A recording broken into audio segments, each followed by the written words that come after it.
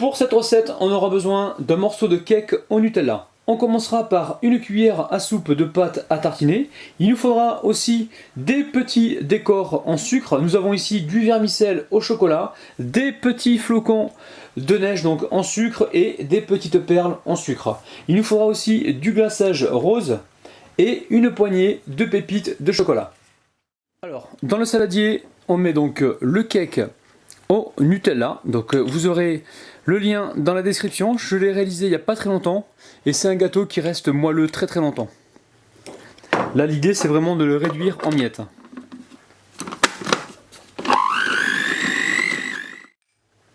Ensuite on va y verser donc une cuillère à soupe de pâte à tartiner.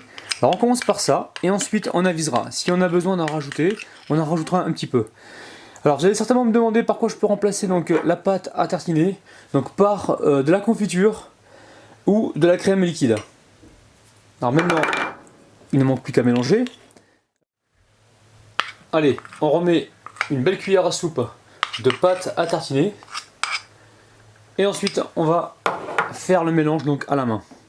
Voilà, j'enrobe tout ça de biscuits donc mixés. Et là, on mélange. Une fois que la pâte forme une boule, on va pouvoir ici huiler notre bouillie à glace. Alors, je mets très peu d'huile. Ça c'est vraiment pour éviter que les boules ne collent justement à la cuillère à glace. Alors ensuite, ici, je prélève donc un petit peu de pâte. Ensuite, je forme donc ma boule et je la dispose directement sur un plateau. Ensuite, on récupère donc le chocolat qu'on aura pris soin de mettre au micro-ondes quelques secondes et on trempe donc un bâton et on le met directement dans la boule. Je mets ça de côté et je continue donc ainsi de suite. J'emmène tout ça au congélateur pour environ 30 minutes. Allez, on met le glaçage à fondre. Alors, j'ai mis de l'eau à bouillir. Donc maintenant, j'éteins la plaque et ensuite je dépose donc un saladier par-dessus et je viens y mettre donc le glaçage rose.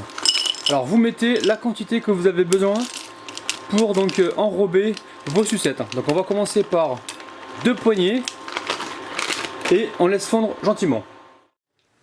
Le glaçage est fondu, alors je vous conseille de le laisser au-dessus de la casserole. Ici j'ai mes pop-cakes. On va juste glacer le haut. Alors avec la maryse je récupère du glaçage.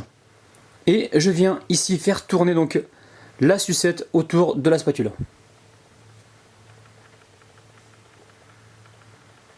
Et là on veut vraiment de la couleur.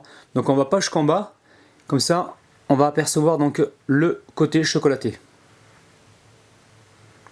Aussitôt je récupère ici différentes décorations. Donc là j'ai des flocons de neige et je viens les disposer par dessus. On n'hésite pas à appuyer un petit peu pour fixer donc la décoration. Ça faut vraiment le faire aussitôt que le glaçage est mis. Alors ici j'ai un support à pop-cake. Si vous n'avez pas ça, vous pouvez prendre une banane et la planter, planter les sucettes sur la banane. Ou sinon si vous avez du polystyrène, ça marche aussi.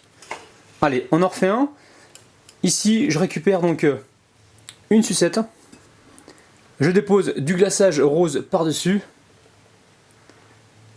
En fait, il faut aller très vite parce que le glaçage, il ne faut pas qu'il durcisse dans le bol. De façon à ce qu'il soit bien malléable.